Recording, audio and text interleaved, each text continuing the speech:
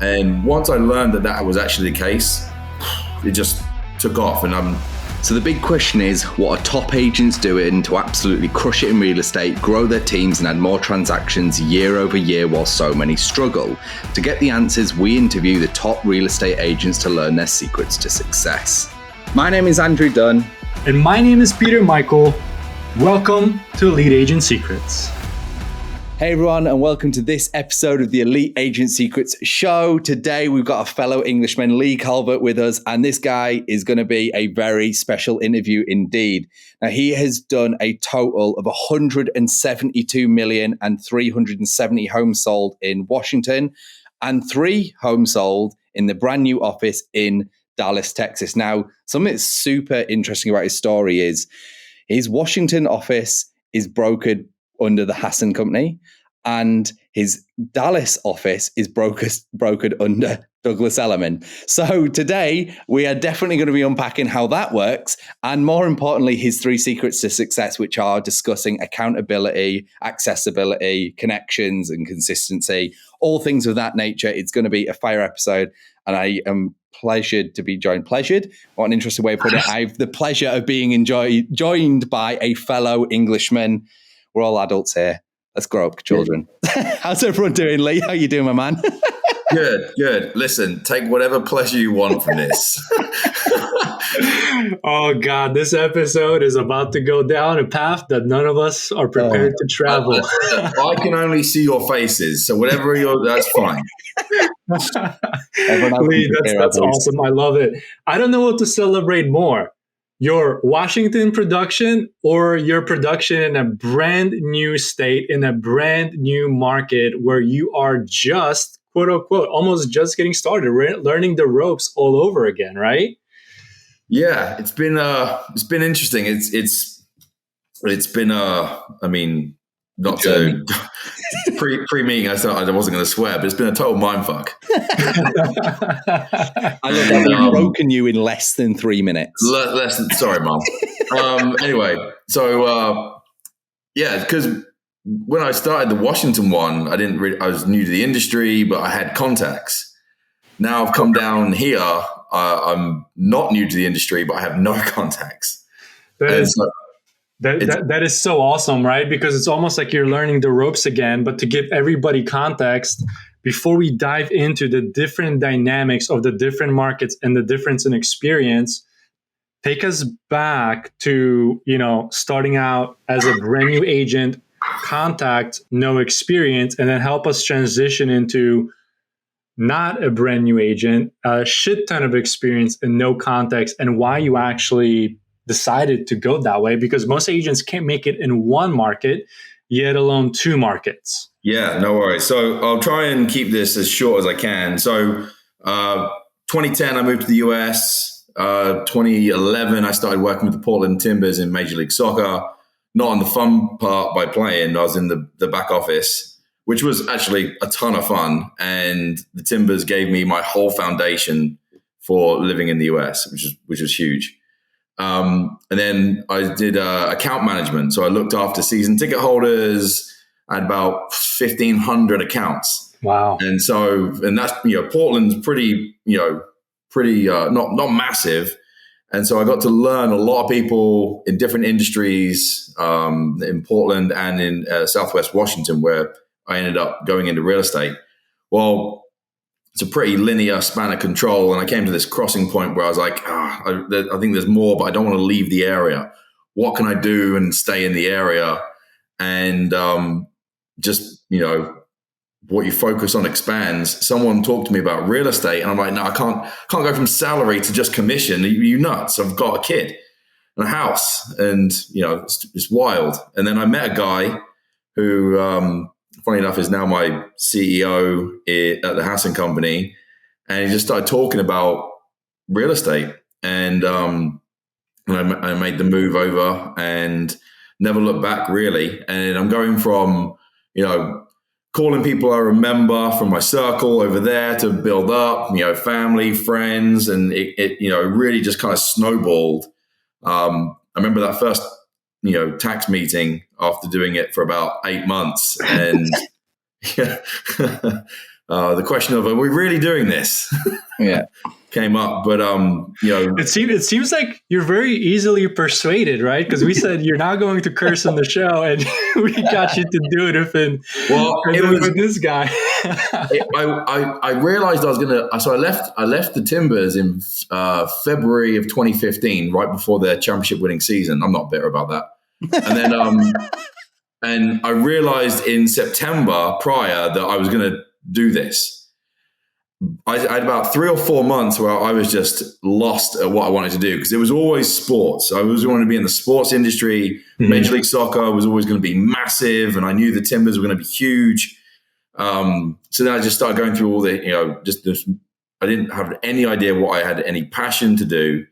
And then a couple friends and some family members talked about what I was good at and how that would translate into this. And then it was like a light bulb went off. It was just more in the sense of, could I actually do it? Because in England, I mean, being a real estate agent isn't that. It's a W-2 position. So you're an employee. Isn't that desirable? No. It's a completely different industry over here. And I'm typing in, average real estate agent is what, like a 46-year-old, white woman according to NAR. And I'm like, okay, great. I can be different because I'm younger. I was 28 at the time. I can be different because I'm English, and maybe that plays in there. I've got no concerns of doing like 100 calls a day at the Timbers. And I'm like, I can do all these things coming in that, I think would separate me. Well, so I start off, and I think every new agent starts off with calling expired listings for sale by owners. And I did that for about 2 months, and I realized that really wasn't where I wanted to be. So I came up with a new plan.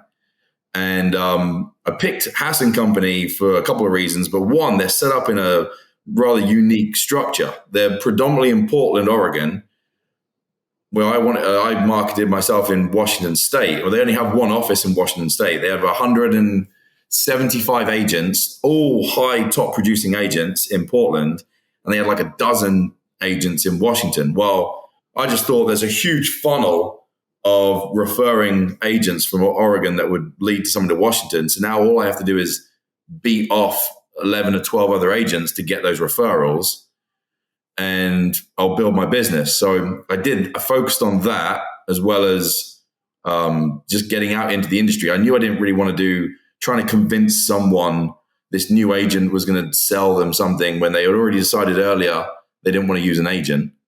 And so I just pounded open houses, 4 to 8 a month, make sure I get in front of people, be in the industry, look at houses, look at neighborhoods, not sit behind, in a room, on a phone, behind a desk, calling people.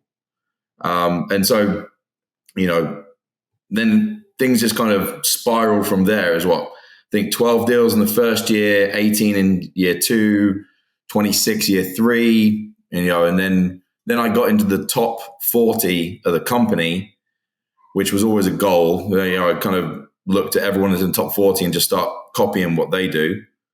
And then I brought my assistant on in 2017, which that transformed everything. And then I just started doing 24 to 30 million, just me and her.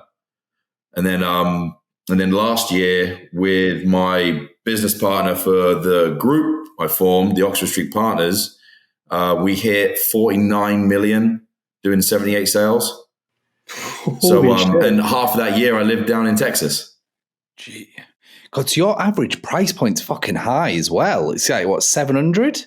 Like the average price point for pretty high. Vancouver, Washington, was about, we tracked her in around the mid 4s. And I think just now it's gone to 550. Right. Yeah, so it's a good, solid price point. I mean, obviously, it's just like one of the things that we look at, especially when we're speaking with agents, and I think it's amazing to give context, is like volume's one thing. Like what volume's like, hey, I did 30 million. And it's like, well, right. If you sold 2 homes, I know this is an extreme. It's like you could sell 2 homes with no systems, no nothing, and you could do it. right? But when it gets way more complicated is when you're selling a shitload of homes. Like, it's when you start selling, I'm selling, 5-10 homes a month. And it's like, well, you can't do that from memory in a diary. You've got to start having people in place. You've got to have systems in place. You've got to have processes. People can't drop off. You've got to have follow-up. You've got to know all this shit. And that's what one of the things, especially in the from nothing to growth stage that we've just kind of walked through, and we'll pick up on some stuff here. It's the fact that it's like doing it myself, got an admin, nearly doubled or added a good chunk, which we always see. People go from doing about the usual is about 30 deals a year, then they get an admin, give or take. And then it takes them to about 50 deals a year, nearly double a lot of the time. And they get to enjoy their job more because they're doing just sales and lead gen, which is usually what they're the best at as well. And then they'll get like a marketing director and they'll stop doing lead gen and they just do sales. And then it'll be buyer's agent, listing agent, and then you are full-blown CEO, you've got a team, and you can just collect a check. That's the dream, I think, for a lot, right? And it does work, but you've got to there's some learnings along that, right? A lot. A lot of learnings along that little road there. So when I'm interested about a few things, actually. You got a lot of growth. How were you said about the relationships in Portland to Washington relationship there, but that won't have, I'm assuming, I want you to answer obviously, that won't have sustained basically doubling. Like, you were getting crazy growth for all them years. So how were you getting those deals? Yeah, I mean, it started off being about, I'd say 50% of my business to start with. Then for a few years, it was about 30%. Now I think we're down to 15 to 20, but that's only because we've ramped up our online visibility and we get a lot coming through online. I've never paid to be a Zillow agent. I've never paid to be on, realtor.com ads or anything like that. It's been, how do I naturally get in front of people that they come to us? And that kind of touches on the accessibility item that I mentioned, because when everyone calls, you often get the ones that you say hello and they're like, oh, like surprised that someone's answered. It happens all the time. And so, I think how easy is it for people to find you and how accessible are you is actually, and we talk about real estate secrets. It's not a secret. It's just be available. The whole show is kind of, it's funny because it's a big ironic. It's a kind of, there's a lot of irony to our show because in like a positive way, we're trying to portray the fact that like there is no secrets. Like there are some amazing, trust me, we've had some fucking phenomenal, like really strategies that genuinely are special on this show. Or things that we've heard for the first time. For sure. But like there is 90% of everyone who's been on the show is just very consistent, very good at doing the basics over and over and over again until they're dumb in the face, and they keep doing them, and they do that for 2 or 3 decades, and they're multi-millionaires, got all these property, and they can do whatever the fuck they want. But like you touched on, your first topic or first secret to success is accessibility. Now, when it comes to accessibility, and I want to touch on your online presence actually specifically first, because you said you don't do Zillow, Realtor.com and all that stuff. So when it comes to brand and awareness, how are you building that? And then I think we'll kind of dive into the accessibility part, which will be, I guess. Well, when I went and spoke to a web guy, and I was like, well, so many people are online. How do I get more of them to find me? And it was search engine optimization. And so we met a few times, came up with a plan, and put quite a bit of money into doing all those things that you simply cannot do it yourself without someone who knows what they're doing. I mean, you can try all the things you want to try. I learned there's so much more going on with the web than I ever envisioned, that you would never do these things. So invest in an SEO contact, and then tie that in with what your website's doing, and just find a way to, you talk about branding. I think it focuses on how you present properties, how you present yourself, and Are you overloading content or are you concise on content? And when people land on anything, there's no loyalty to a page unless there's something that is engaging with them. And so you've got to transform the quick search throughs into, I want to put my information in here and have someone reach out to me. How long? Sorry, carry on. No, go on. I was going to say, from an SEO perspective, for our listeners who don't know, search engine optimization, or typically, to do it right can take a long time. It depends. Yeah. There's always tricks of the trade. So was that something you did early on? I'm wondering if there was a lull between, again, like referrals and other business and then SEO working, because that can take, a good 6 months, at least to really start getting you anything, and probably a year noticeable. I started LeighCalvert.com in... Beautiful website, by the way. I'm doing a sneak peek right now. Everyone else should check it out. Well, after the show, I'll give you breaking news. We're completely revamping the whole website. Oh shit! Okay. And I literally, the guy who set it up and the guy who's managing it is just a fantastic guy. And I just told him the other day we're switching because we got a great opportunity with this new provider. And LeighCalvert.com was the first one. Then we established OxfordStreetPartners.com, which you'll see is basically the same website. But it wasn't about me anymore. It was about the group, and I needed it to be on the group. LeighCalvert.com stayed alive because it had all the online traction coming through it. So it still is alive. And then LeighCalvertTX.com was born after that. And so that's all. Yeah, they're all getting revamped, but it's gonna look really, really cool. But yeah, so I think websites really kicked in about 2018, 2019 after I built up enough funds to really understand it, and some fellow agents were doing their websites and they're telling me that that's really where you want to be pushing things.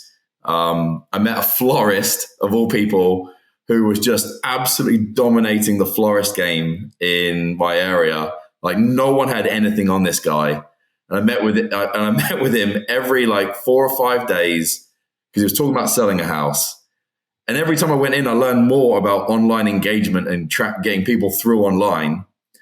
And so I built everything around that. And then he went and used a different agent, which was great.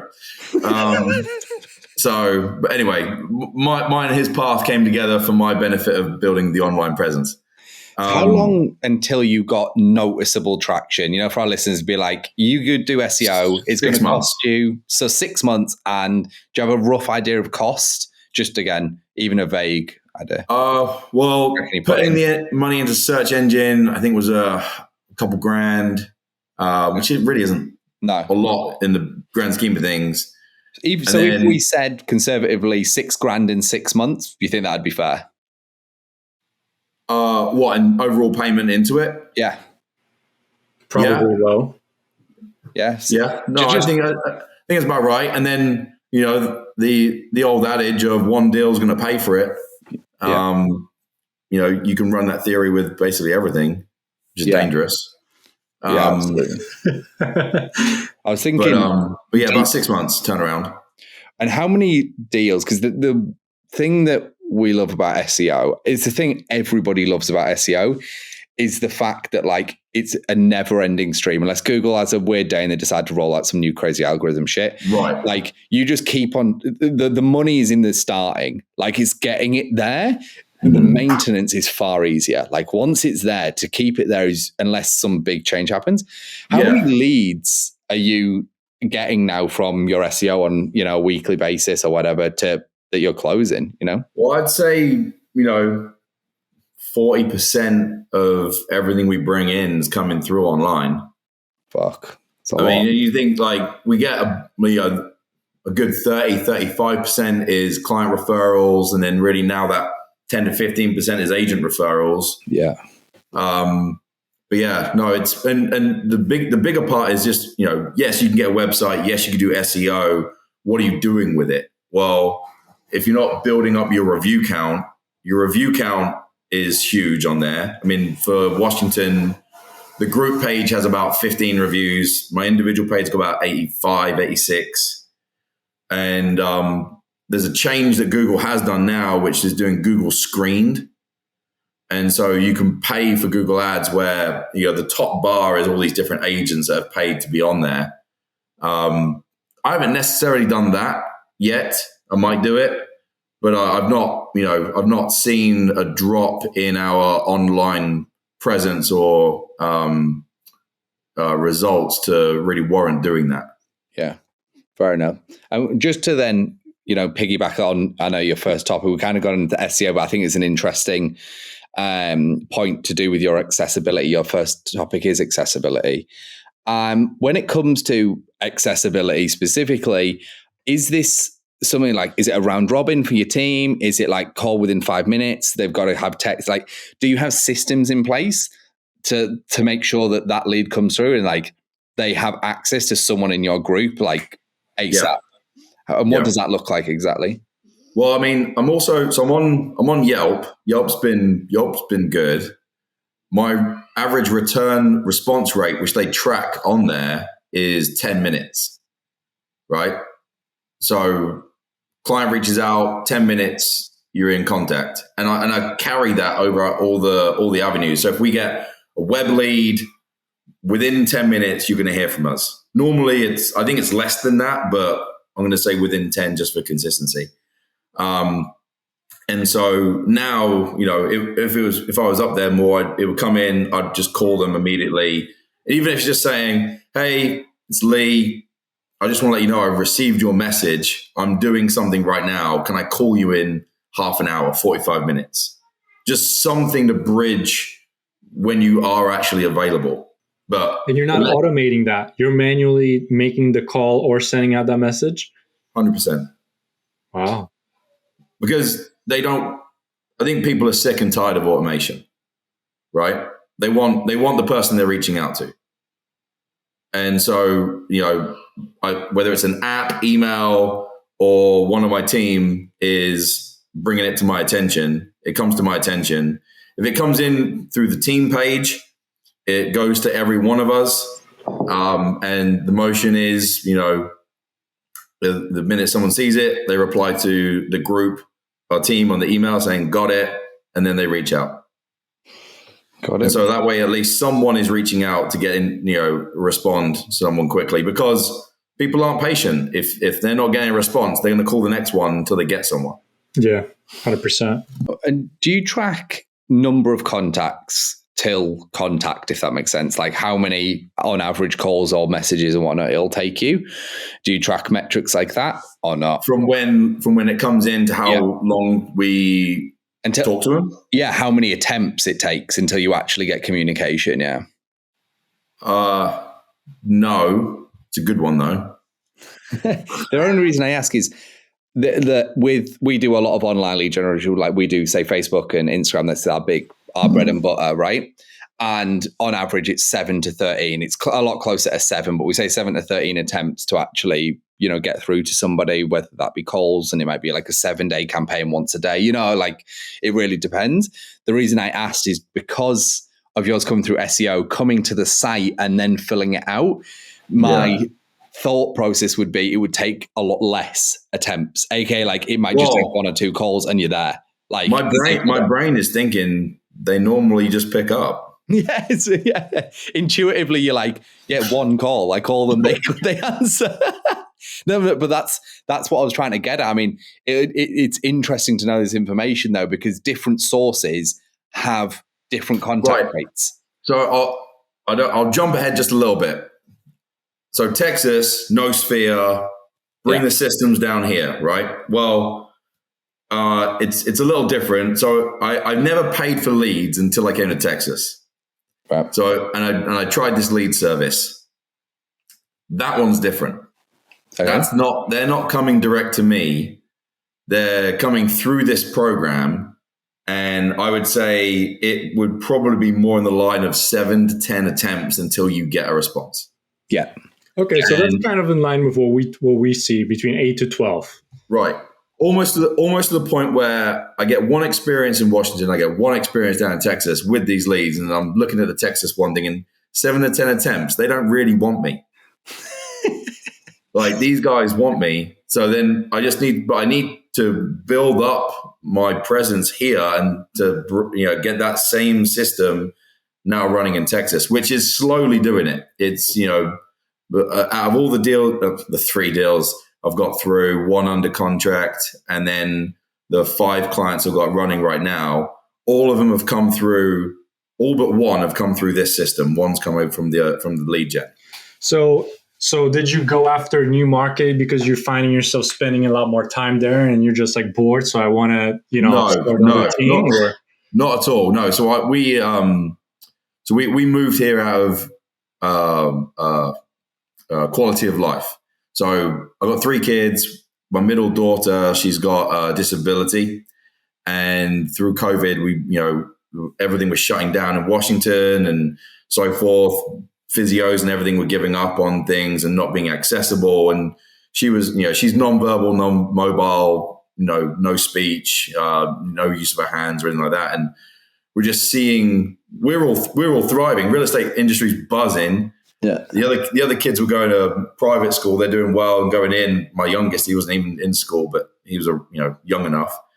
And then, but we're seeing one of our kids just not doing great.